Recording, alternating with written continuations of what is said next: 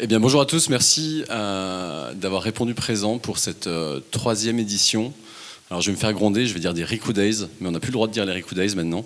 Je vois qu'Emilie qui me regarde comme ça avec un regard de tueuse. Non, maintenant, ça va être les Riku Days vont devenir les Wednesday Crew. Alors, pourquoi les Wednesday Crew ? Parce qu'on a décidé en fait de décliner pas mal d'événements tout au long de l'année pour rassembler des organisateurs d'événements comme vous. Et l'idée, c'est qu'on va faire des thématiques. Donc, les Wednesday Crew vont être... on va faire un focus sur tout ce qui est partie gestion de bénévoles, gestion des accréditations et des populations. Dans 2 semaines, on a un autre Wednesday qui va avoir lieu, ça s'appelle les Wednesday Sports. Donc, c'est un événement dédié pour les événements sportifs, les clubs sportifs. Et puis, plus tard dans l'année, on va avoir aussi un Wednesday qui va être plutôt axé festival. Donc, ça sera début janvier, février. Donc voilà, l'idée c'est d'organiser pas mal de rencontres entre vous pour échanger avec nos utilisateurs sur des thématiques assez différentes. Donc encore merci d'avoir répondu présent pour cette journée. Ce que je vous propose, c'est de vous représenter le programme. Vous l'avez sûrement lu ou vous l'avez sûrement vu. On vous a écouté cette année sur les 2 éditions précédentes. On nous a remonté que le contenu des conférences était assez intéressant, mais il manquait d'ateliers pratico-pratiques. Donc ce qu'on a décidé de faire cette année, c'est de faire des sessions avec des ateliers sur des thématiques assez intéressantes, où là, ça va être beaucoup de nos utilisateurs qui vont vous partager un petit peu leur utilisation. Et donc vous êtes inscrits sur des ateliers. Les ateliers, ils auront lieu au-dessus. On fera la visite des bureaux tout à l'heure, mais il y aura deux ateliers qui vont avoir lieu en simultané. Et l'idée de ces ateliers, c'est allez-y, prenez vos ordinateurs, posez des questions, échangez entre vous. L'idée, c'est de prendre un max d'informations, un max de partage de connaissances.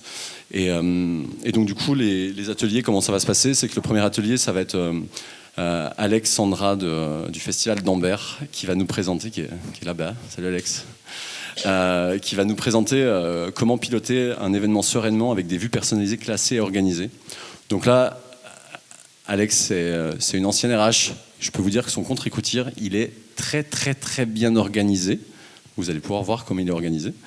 En simultané, on va avoir un atelier pour recruter vos différentes populations en créant des formulaires ciblés. Et là, ce sera Marie de chez nous qui va s'en occuper, qui va vous montrer un petit peu la puissance des formulaires, des multiformulaires, comment on peut aller accueillir des populations avec différents formulaires. Ensuite, on reviendra ici pour faire un retour d'expérience avec 2 festivals, avec Alexandra du Festival de Gare au Roc. T'es où, Alex ? Ah. Et accompagné de Bérangère du VNB Fest. Donc elles viendront vous partager un petit peu leur événement et ce qu'elles font sur leur événement. Donc ça va être super intéressant. Et ensuite, on va renchaîner 2 ateliers en simultané. On aura François du T24 qui va nous présenter comment personnaliser les communications et documents pour être au plus près de vos équipes. Ça va être un atelier super intéressant où on va vous partager comment bien communiquer en amont, pendant, après l'événement avec vos bénévoles ou vos populations, comment créer des fiches de mission claires, lisibles, avec toutes les informations à l'intérieur. Et en simultané, on aura JC, qui est là-bas. JC qui va nous présenter un nouveau module qu'on a lancé qui s'appelle le Document Builder. Vous allez voir, c'est assez intéressant. C'est un module qui va vous permettre de créer vos propres documents, que ce soit une convention de bénévolat, des badges, des contre-marques, des macarons parking, ce que vous voulez.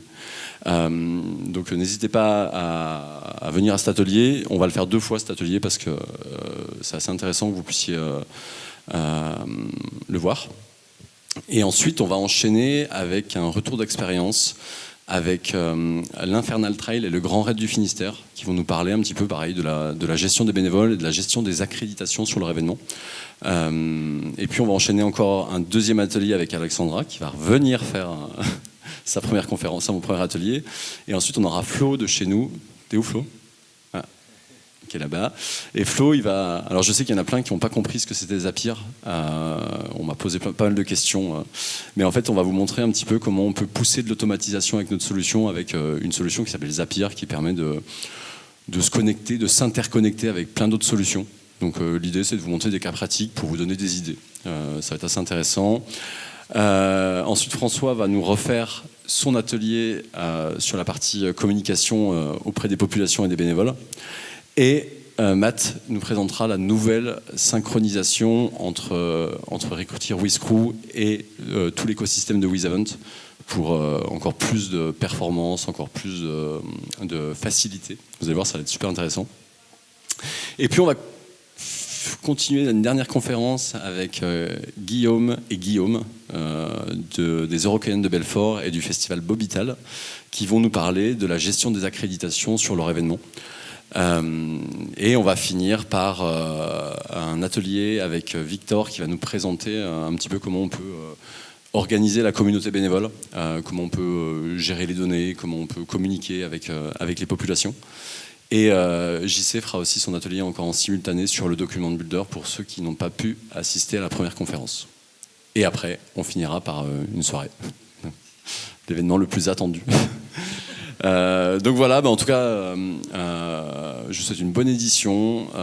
L'idée, c'est que vous échangez un maximum, que vous puissiez discuter entre vous, vous partager des connaissances, que vous passiez un bon moment. Donc voilà.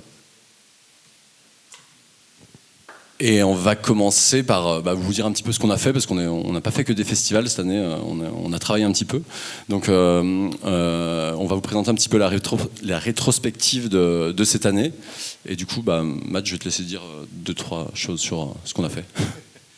On va faire un petit point rapide effectivement sur ce qu'on a fait. Après, on présentera ce qu'on va faire, la roadmap, ce qu'on a prévu pour l'année prochaine.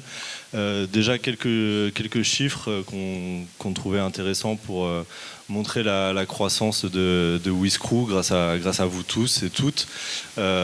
Donc on a plus de 500 000 membres qui ont été inscrits dans la plateforme cette année.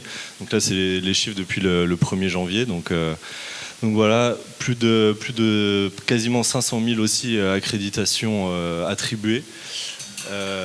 Plus de 300 000 missions affectées. Donc c'est des chiffres qui sont assez colossaux, qui montrent une belle croissance.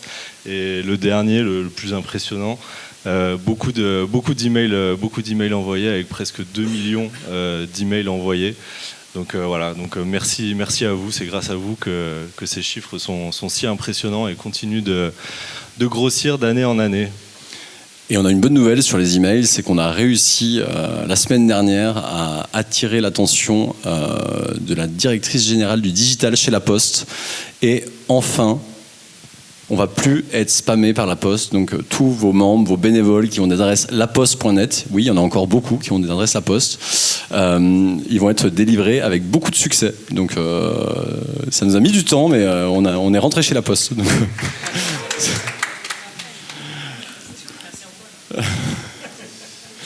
donc voilà, pour vous dire un petit peu ce qu'on a fait cette année, le gros focus cette année, ça a été sur la partie accréditation. En fait, pour le petit historique, quand on a commencé il y a 3 ans, donc on était vraiment focalisé sur une solution de gestion de bénévoles. Et au fil du temps, nos clients ont commencé à nous dire c'est cool votre solution pour gérer des bénévoles, mais sur un événement, on n'a pas que des bénévoles, on a pas mal d'autres populations qui vont gravir autour de l'événement. On a des artistes, on a du staff, on a des prestataires, on a des médias, on a des partenaires. Et on aimerait aussi ces gens-là leur donner, les centraliser dans la solution, leur donner des accès, leur créer des badges, leur créer des droits, etc. Et donc du coup, on a développé un gros module d'accréditation. C'est un flow, un process un peu différent. En fait, quand vous avez des bénévoles, ils vont aller dans un funnel d'affectation, et quand on va gérer des accréditations, ils vont aller dans un funnel d'accréditation où on va faire de la modération et on va donner des droits. Donc on a beaucoup travaillé sur ce module-là.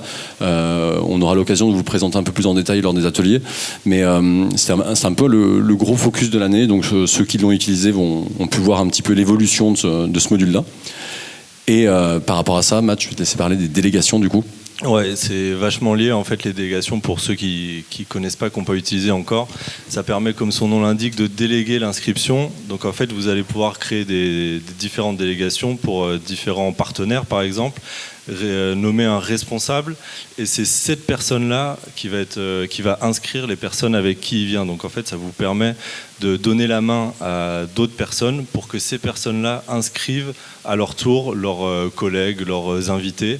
Et donc ça vous permet de décharger une partie du travail pour toutes les populations, pour qu'une partie de l'inscription soit déléguée à d'autres personnes. Et donc, comme disait Ben, il y a toute une partie toujours de modération. Vous gardez évidemment la main sur la validation finale des personnes, mais voilà, ça permet d'alléger le travail pour l'inscription de vos populations. Et dans les cas d'usage, en fait, ce qu'on retrouve souvent sur la partie plutôt accès bénévole, on va créer des délégations pour des associations. Souvent, dans vos événements, vous allez avoir deux types d'inscriptions. De l'inscription individuelle, où des gens vont s'inscrire via un formulaire individuellement. Mais également, vous allez retrouver aussi beaucoup de partenariats avec des associations, des clubs locaux, etc. Et donc l'idée, la plupart du temps, ces gens-là, nos clients ne les inscrivaient pas dans la plateforme parce que c'était assez chiant d'aller collecter de la data, des fichiers Excel, des fichiers PDF, des captures d'écran, etc. Et l'idée, en fait, c'est que vous allez pouvoir créer des délégations et le responsable de l'association va ajouter ses membres et vous allez pouvoir ensuite faire des actions, les affecter en masse, les affecter à des missions. Et sur la partie purement accred, on va dire, ce qui est bien, c'est que vous allez créer des équipes, des prestataires, etc. Et le chef d'équipe va inscrire ces personnes, quoi. Donc il y a deux cas d'usage sur les délégations. Ensuite, donc on a sorti il y a 2 jours, donc vous l'avez pas encore découvert, mais le Document Builder. Donc c'est tout l'été, on a fait pas mal de documents pour vous, des fiches missions personnalisées, des badges personnalisés, des macarons parking, des contre-marques, etc. Ça nous a pris beaucoup de temps à le faire parce qu'on le codait à la main. Ça nous prenait énormément de temps et donc du coup, ce qu'on a dit, c'est qu'on va laisser nos clients le faire, parce que c'est encore mieux. Donc on a développé un module qui s'appelle le Document Builder où vous allez pouvoir créer tous vos documents dans la solution et les partager par mail, en impression, etc. Donc on va faire 2 ateliers là-dessus, ce que je vous disais tout à l'heure, mais l'idée c'est que si vous voulez faire des conventions bénévolat personnalisées, si vous voulez faire des badges personnalisés, vous allez vraiment pouvoir le faire et on va vous montrer comment faire. C'est super intéressant, super puissant. Ouais, dans les choses qu'on a améliorées aussi pour les personnes qui travaillent avec tout l'écosystème WizEvent, on a beaucoup travaillé pour améliorer justement la synchronisation entre Crew et le reste des outils WizEvent, donc avec le contrôle d'accès, la billetterie. Donc pareil, c'est quelque chose dont on reparlera plus tard dans la journée pour les personnes intéressées. Donc voilà, donc beaucoup d'améliorations pour que ce soit plus fluide, plus rapide et plus simple pour tout le monde. Ouais, et ce qui est intéressant sur cette nouvelle synchronisation aussi, c'est que dans Crew, dans Recruity, on avait la partie très ce que l'équipe avait demandé en accréditation, ce qu'on lui a donné, mais le gros point où il fallait apporter de l'information, c'était est-ce que la personne avait consommé, par exemple. Donc si on lui donne un catering, il l'a souhaité, on lui a donné, mais est-ce qu'il est venu le consommer? Et donc tous les retours de scan aujourd'hui remontent dans la solution pour suivre en temps réel. Tiens, j'ai donné à WizEvent 30 repas à midi. Sur les 30 repas, combien de personnes sont venues au repas? Sur des gros événements, ça permet de gérer un petit peu tout ce qui est surconsommation, surcommande de repas, et aussi de traquer, de se dire voilà, telle délégation, vous avez commandé 70 repas, vous en avez consommé 20, peut-être que je vais te facturer le delta entre les repas pas consommés, quoi. Une nouvelle fonctionnalité, je ne sais pas si vous l'avez vu, qui est assez intéressante aussi, c'est dans les missions et dans les accréditations, c'est qu'on a une vue créneau maintenant. Donc elle est assez intéressante parce qu'on avait une vue de la mission, mais une mission, comme vous le savez, elle peut avoir plusieurs créneaux. Et donc, avec la vue créneau, ça donne une granularité hyper fine parce qu'on peut traquer au créneau près. Et ensuite, on peut performer des actions comme des filtres sur des taux de remplissage, etc. Et la vue créneau, elle va vous permettre vraiment d'avoir une vue très fine sur l'ensemble de vos créneaux. Et pareil, on pourra vous le montrer tout à l'heure comment ça fonctionne, mais c'est assez puissant. Et donc ça, elle est déclinée sur la partie accréditation pour suivre en temps réel la consommation des repas, par exemple, mais aussi sur les missions pour suivre le taux de remplissage d'un créneau. Et là, une liste un peu, en fait, hier soir, on s'est posé la question, mais qu'est-ce qu'on a fait depuis un an? Donc, les choses qu'on vient de présenter, c'est les choses un peu les plus récentes, mais on s'est dit que finalement, on avait fait beaucoup de choses. Donc, beaucoup d'améliorations générales dans le produit pour ceux qui s'en servent vraiment quasiment quotidiennement. Vous avez vu au fur et à mesure, mais beaucoup d'améliorations dans l'envoi des campagnes, que ce soit SMS ou mail. Pour les SMS, pour les mails, pardon, on peut mettre directement maintenant certains documents en pièce jointe du mail, ce qui permet de ne pas avoir, quand le bénévole ou l'accrédité arrive, il n'a pas besoin de cliquer sur le lien, ça charge pour ouvrir son document. Là, il a le document directement en pièce jointe du mail, donc un gain de temps, et en plus ça marche offline si des fois il n'y a pas internet forcément sur les entrées. Beaucoup d'améliorations sur les tableaux, toutes les listes en fait, que ce soit de membres, de missions, d'accréditation. On essaie d'apporter beaucoup d'améliorations pour simplifier tout ce qui est édition. Visibilité, donc on peut personnaliser de plus en plus les colonnes affichées, le mode édition pour ne pas avoir besoin de cliquer, de faire trop de clics, donc pour aller vite. On a ajouté beaucoup de documents, donc ce sera peut-être la fin des nouveaux documents avec le document builder. Avec un peu de chance, on n'aura plus besoin d'en rajouter, et vous pourrez le faire vous-même, mais quand même beaucoup de nouveaux documents. Et donc voilà, beaucoup sur les listes aussi, beaucoup de filtres en plus, beaucoup de nouvelles actions pour faire des actions en masse. On essaye vraiment, encore une fois, avec vos retours, d'apporter beaucoup d'améliorations pour faire gagner du temps, et que vous puissiez faire le plus de choses le plus simplement et le plus rapidement possible. Donc c'est vraiment... T'as bypassé la validation d'un champ de pull email, c'est un peu technique, mais elle est super puissante, cette fonctionnalité. On nous avait demandé en fait, souvent par exemple quand vous allez envoyer des affectations, vous allez vouloir savoir si votre bénévole a bien accepté sa mission ou a bien reçu sa mission. Et ce qui était un peu embêtant, c'était de le renvoyer sur un formulaire et juste de dire est-ce que j'ai accepté ma mission ou pas. C'est un peu embêtant. Et du coup, ce qu'on a fait, c'est qu'on a créé un champ qui permet de passer une variable d'un champ privé ou d'un champ public directement dans un email. C'est-à-dire qu'à la fin de votre mail d'affectation, alors on peut vous montrer, c'est un peu technique, mais une fois que vous le savez, c'est assez simple. Mais en fait, par exemple, dans le mail d'affectation, vous allez recevoir une question, est-ce que je suis OK avec mes affectations? Et en fait, si on clique sur le lien, automatiquement, ça va passer la valeur du champ. Et vous, en temps réel, dans des vues dynamiques, vous allez pouvoir contrôler tous ceux qui ont accepté leur mission, tous ceux qui ne l'ont pas encore accepté, et faire des relances par rapport à ça. Donc, on pourra, toute l'équipe est là aujourd'hui pour vous montrer un peu comment ça fonctionne. Donc, si vous voulez, n'hésitez pas. Et le dernier point, Ben en a déjà parlé tout à l'heure, donc Zapier pour s'intégrer avec d'autres applications, d'autres logiciels. Donc il y aura un talk, comme Ben disait tout à l'heure, avec Flo, pour ceux qui sont intéressés d'en apprendre un peu plus. Voilà.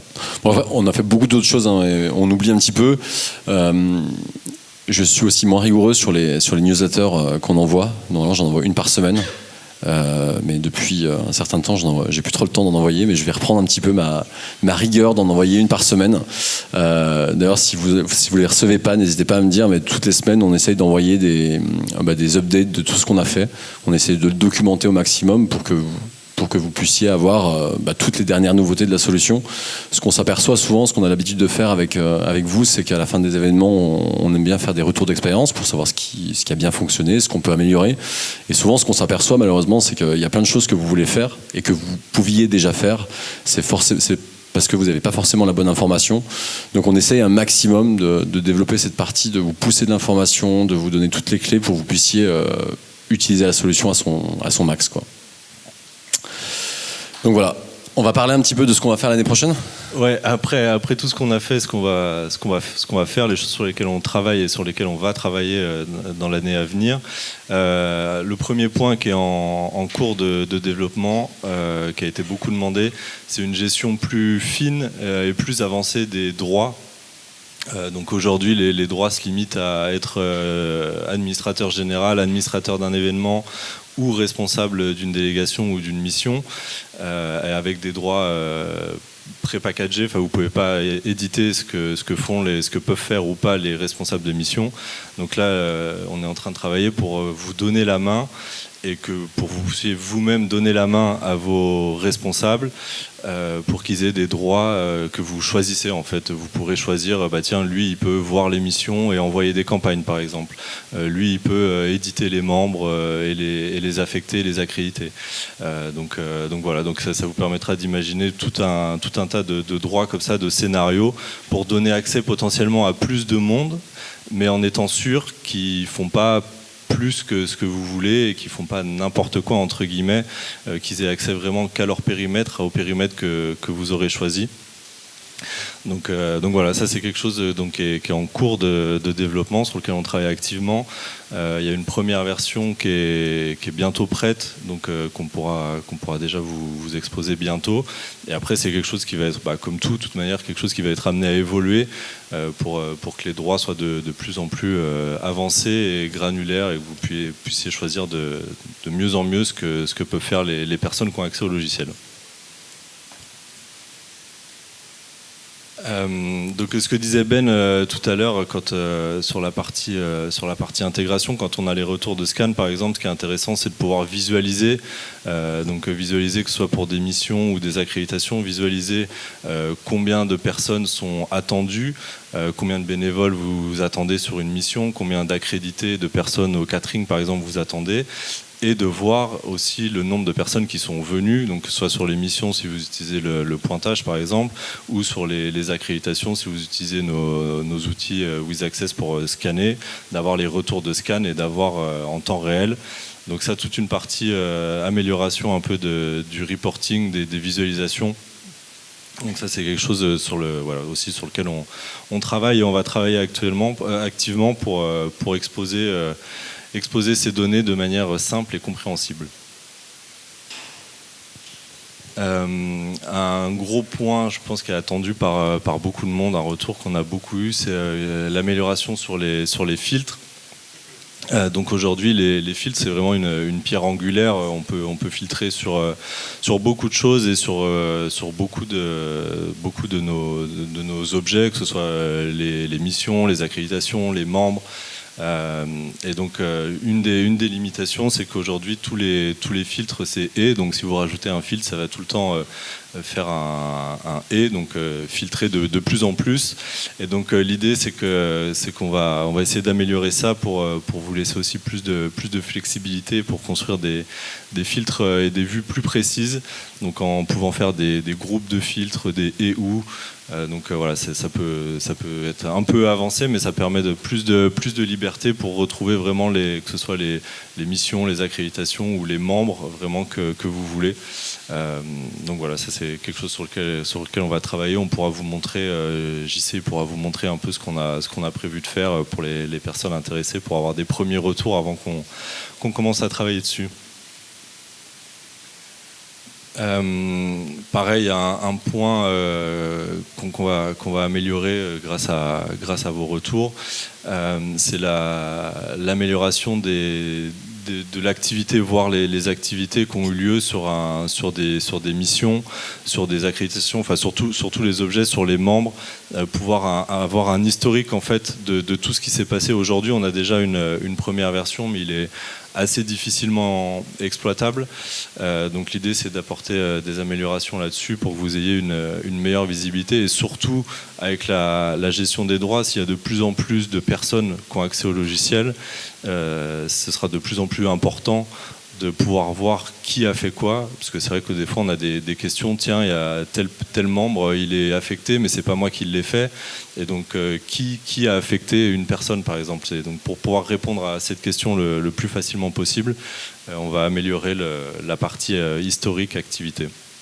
Et l'idée aussi sur la fiche du membre ou sur la fiche de bénévole, c'est vraiment d'avoir vraiment, ce que dit Matt, tout son historique depuis son inscription, où est-ce qu'on l'a affecté, est-ce qu'on a changé son affectation, est-ce qu'il a reçu un mail, est-ce qu'il a ouvert son mail, et c'est vraiment de l'avoir dans la nouvelle page du profil.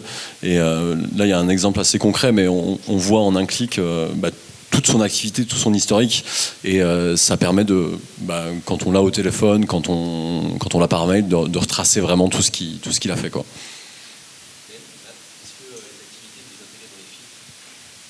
Ouais, ce sera prévu à terme. Oui.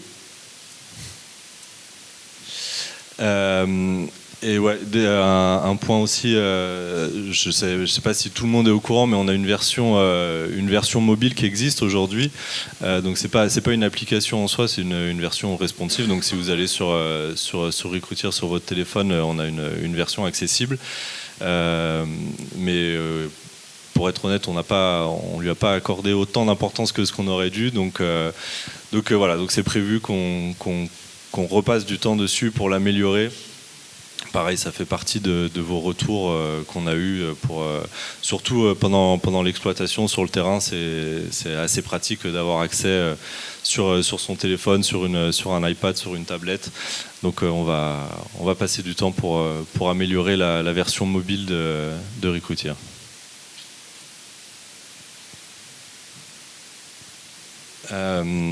Ouais, on avait sorti l'année dernière une fonctionnalité pour pouvoir gérer des inscriptions en équipe.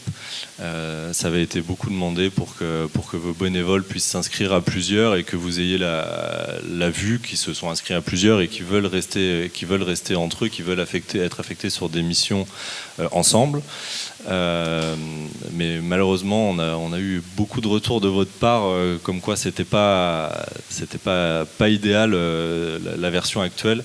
Donc on vous a entendu. On va en reparler tous ensemble avec toutes les personnes qui ont voulu s'en servir de l'inscription en équipe pour essayer pour y arriver, même pour améliorer et qu'on ait quelque chose au niveau de l'inscription en équipe qui soit plus facilement utilisable à la fois pour les bénévoles quand ils s'inscrivent et pour vous en tant qu'administrateur pour avoir une meilleure vue et plus de facilité pour les affectations ensuite en équipe. On parle des déclencheurs ? Ok. Une des fonctionnalités aussi pour vous permettre de gagner en temps, en optimisation, c'est qu'on a prévu de développer un module qui va permettre de déclencher des actions. Ça veut dire quoi de déclencher des actions ? En fait, ça va être quand vous allez créer des vues. Donc, par exemple, je sais pas, je veux voir tous mes bénévoles qui sont mineurs, par exemple. Donc, on va faire une vue sur la date de naissance, née avant la date. Et on veut performer des actions sur cette vue. En fait, le déclencheur, ce qu'il va permettre de faire, c'est de dire dès qu'une personne va rentrer dans la vue, on va lui faire une action. Une action, ça peut lui passer une accréditation, ça peut lui envoyer un mail, ça peut lui passer une valeur d'un champ privé. Vraiment, tout ce que vous faites dans la solution, c'est de l'automatiser. Donc, par exemple, des cas qu'on pourrait avoir, tous les bénévoles mineurs, vous voulez avoir une autorisation parentale. Donc, dès qu'une personne va rentrer dans cette vue-là, automatiquement, ça va aller lui chercher un modèle de mail qui va lui dire, autorisation parentale avec un modèle qui va vous remplir signé, par exemple. Ou, par exemple, vous voulez,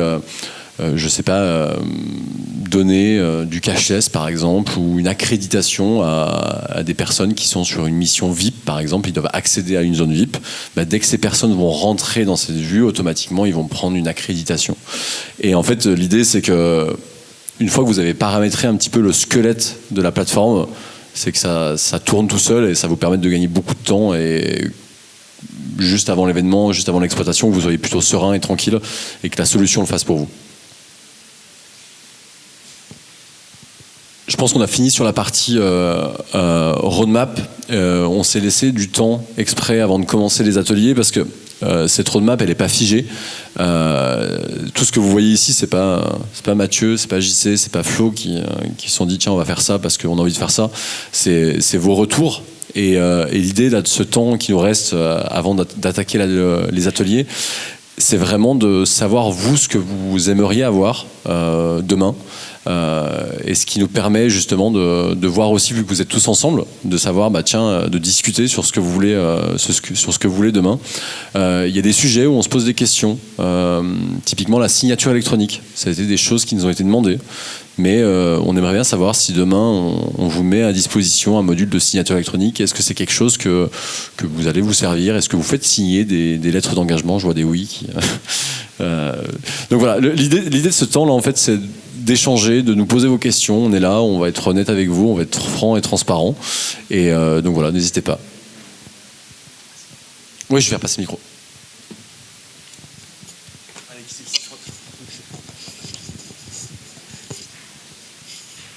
Il n'y a pas de questions? Vous êtes d'accord avec la roadmap? Ah. Faut bien un premier. Alors, je ne sais pas si ça va être intégré avec Zapier, mais on en parlera. Pour ceux qui servent de Whiskrew, je m'y ferai pas. Donc ceux qui servent de Whiskrew pour gérer leur staff. Je parle pas bénévole, je parle vraiment staff. Ça veut dire contrat de travail, ça veut dire fiche de paie, ça veut dire des choses comme ça. Aujourd'hui, on a un acteur qui a quasiment le monopole au niveau comptable là-dessus, c'est GHS. Est-ce qu'il y a une intégration de prévue avec GHS, ce qui faciliterait beaucoup les choses? Eh ben, figure-toi Guillaume, je les ai eu la semaine dernière, le fondateur de GHS.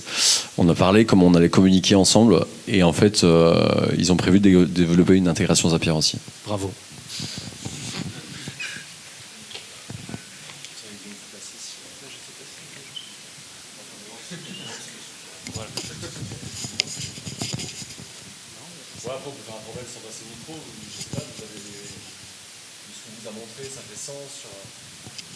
Il y a besoin du micro pour l'enregistrement. Bah, ça fait complètement du sens, c'est trop bien. La question un petit peu, c'est quand est-ce que vous pensez que ce sera prêt? Ce sera prêt déjà pour les éditions de l'année prochaine ou c'est pour quand on se retrouve Joker. Non, je vais laisser Mathieu et Florent répondre. Flo, si tu veux venir répondre aussi. T'as plus de slides à diffuser, tu peux venir répondre. Je te laisse ma place. Non, l'idée c'est que la majorité des choses qu'on a montré qu'elles soient prêtes justement pour l'été prochain, quoi, pour les éditions de l'été prochain. Ouais. Donc la majorité, la plupart des choses, on a commencé à travailler dessus. Donc ouais, la majorité des choses devraient être prêtes pour l'été prochain.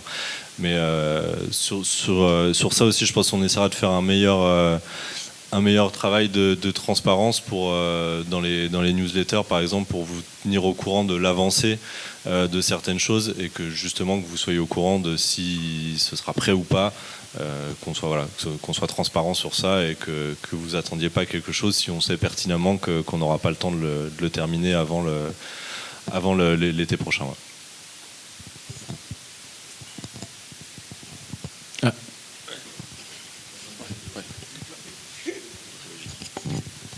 Merci déjà pour l'organisation de la journée.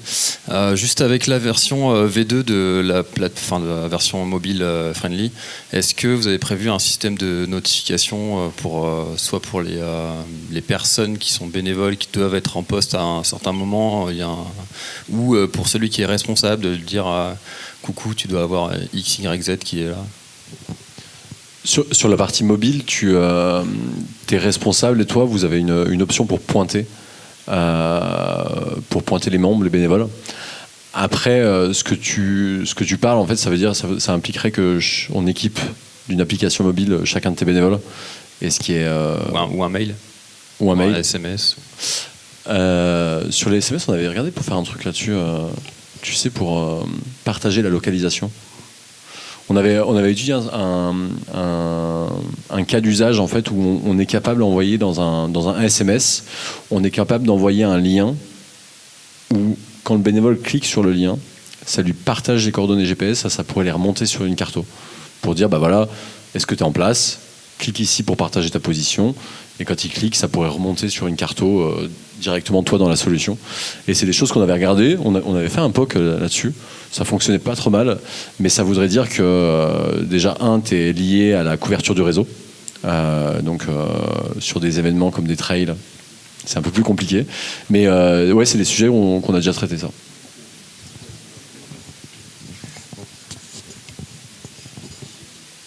Est-ce qu'il y a encore des questions ?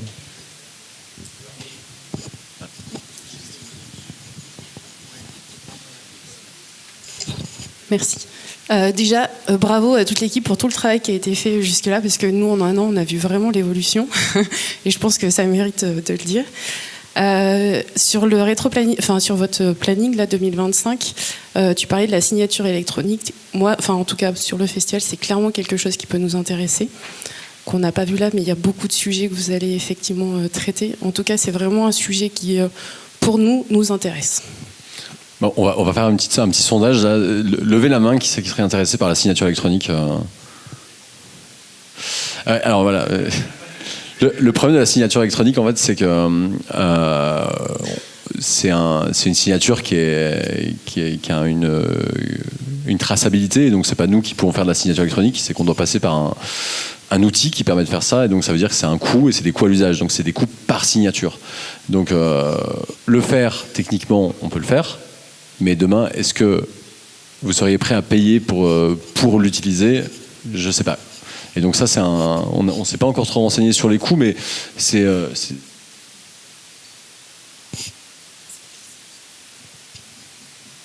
entre 20 et 40 centimes du coup le coût de la signature électronique. Donc c'est un calcul à faire, mais ça permet encore une fois de vous gagner du temps, de vous organiser, et vous avez tout dans tout dans la solution, les conventions signées, etc. Donc voilà, c'est une question où nous on est prêt à le faire, mais c'est de se dire, si on le fait, il faut que ça soit utilisé et pas que ça soit du temps de dev pour au final se dire, ah bah non, ça fait quand même 20 centimes fois 2000 bénévoles, ça peut faire un petit budget, je sais pas, c'est toute la question, quoi. Je vais parler ici. Bonjour à tous, merci pour l'accueil. C'est très lié aux événements de sport, mais est-ce qu'une intégration cartographique pourrait être prévue entre... Donc nous, on crée de la cartographie pour la plateforme bénévole, pour la gestion du chrono, pour la trace de trail pour les sportifs. Est-ce qu'une intégration commune, ça serait quelque chose d'envisageable, ou est-ce que c'est des sujets qui ont déjà été remontés? Salut Fabien. Ça va ? Non, c'est une question intéressante. Moi, j'avais déjà eu des échanges avec les équipes de Live Trail qui se posaient la question, justement, comme tu dis, t'as une carto pour les bénévoles chez nous, t'as une carto pour le médical, t'as une carto pour le suivi en live de tes coureurs. Nous, techniquement, on est capable d'exposer nos données via API, donc encore une fois, c'est des échanges qu'il faut qu'on ait avec les autres parties. Mais nous, si c'est des choses qui sont intéressantes pour nos clients, c'est des choses on peut regarder facilement, et fonctionnellement, c'est pas compliqué, quoi. Il faut juste savoir, est-ce que les autres acteurs sont prêts à le faire, quoi.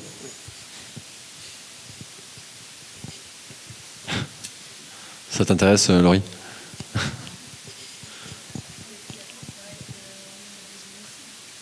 Ouais.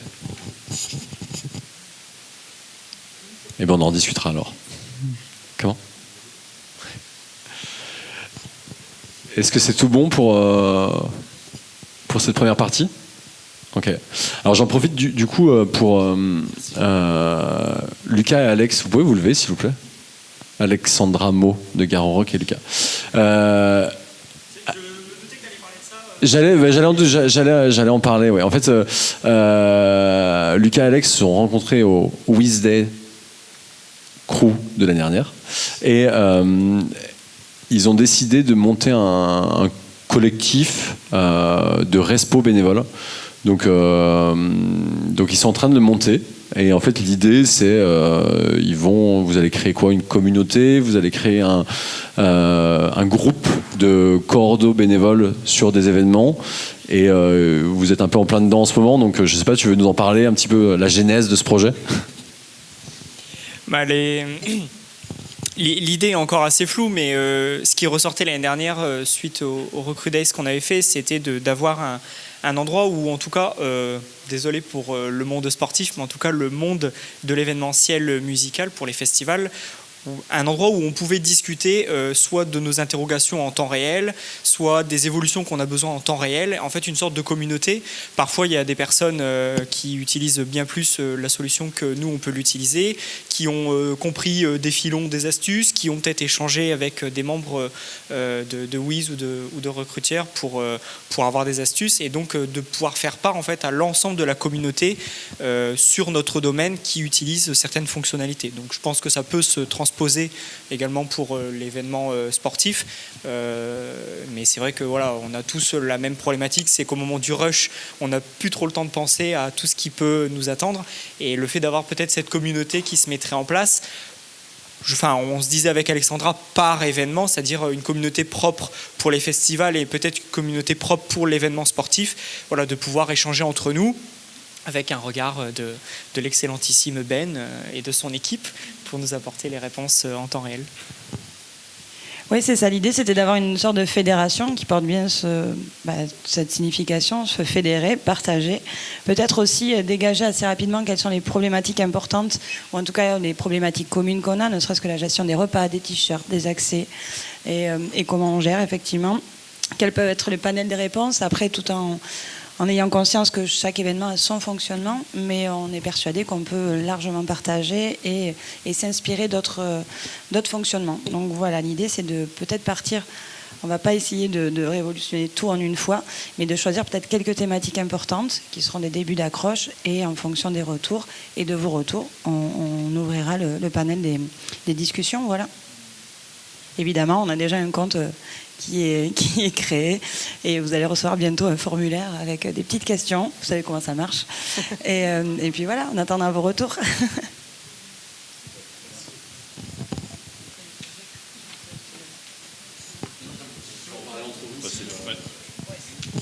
Comment ? Je finis juste la partie communauté. Du coup, vous pouvez en parler entre vous, et ensuite, on vous enverra si vous voulez en sorte rejoindre cette communauté, on vous enverra des accès pour la rejoindre, cette communauté. Et l'idée aussi, c'est qu'on a la chance avec vous tous, et que vous êtes un petit peu partout en France, à l'étranger, c'est qu'on peut facilement mettre des lieux à disposition. Je me rappelle que tu nous l'avais proposé gentiment, Clément, dans le nord de la France, mais ici aussi à Paris, on peut organiser des ateliers, des sessions de travail. Donc on a cette chance d'avoir vous venez de partout, et d'organiser, encore une fois, des rencontres pour faire en sorte que, oui, on est un peu des geeks, on travaille sur des logiciels, mais on a envie quand même d'être au plus près de vous et de vos besoins. Donc c'est un peu l'idée de ce sujet-là. Ouais, merci Quentin de l'Amicale des bénévoles. Je trouve que l'initiative elle est super, bravo à tous les deux. Moi je gère à peu près entre 20 et 30 événements à l'année, mais on a essentiellement du sportif. Donc la question pour mes amis organisateurs sportifs ici, est-ce qu'on est exclu de ce mouvement ou est-ce qu'on peut quand même venir ? Non, il serait justement possible de faire... deux groupes certainement, un groupe qui concerne le monde événementiel pour la partie musicale, et un groupe qui concerne la partie sportive, puisqu'en général on n'a pas forcément les mêmes, on a des choses communes en termes de besoins, en termes d'attentes, mais on a des choses qui sont propres. Par exemple, on parlait tout à l'heure de géolocalisation sur des parcours de trail, de triathlon et autres. C'est des choses que nous on n'utilise pas forcément sur des événements comme des festivals. Donc voilà, des questions qui s'adaptent en fonction des thématiques des uns des autres. On travaille tous ensemble, mais voilà, on a le tronc commun qui peut être par exemple la rencontre annuelle, et ensuite on a des choses chacun propres à notre univers. Ouais, l'idée, ce serait peut-être d'avoir deux têtes, une partie sport, une partie festival, mais dans la même communauté, on va dire. Et après, en fonction des cas que vous voulez aborder, chacun veut se greffer. Alors, il y a des problématiques communes, comme tu le disais, Lucas. Il y a toute la partie, tout ce qui est un peu l'aspect législatif, c'est des choses qui vont vous concerner tous. Mais l'aspect, tout ce qui est un peu... la logistique alimentaire, c'est des sujets. Après, sur tout ce qui est accès, ce genre de choses, c'est des trucs très typés festival, comme tout ce qui est cartographie, tout ce qui est recruter des nouveaux bénévoles dans le monde sportif, c'est quand même beaucoup plus compliqué que vous dans le monde du festival, j'ai l'impression. Donc après, on pourra orienter en fonction de vos problématiques, quoi. Ça veut dire qu'on est à la recherche de gens du monde sportif pour nous rejoindre dans l'aventure, du coup.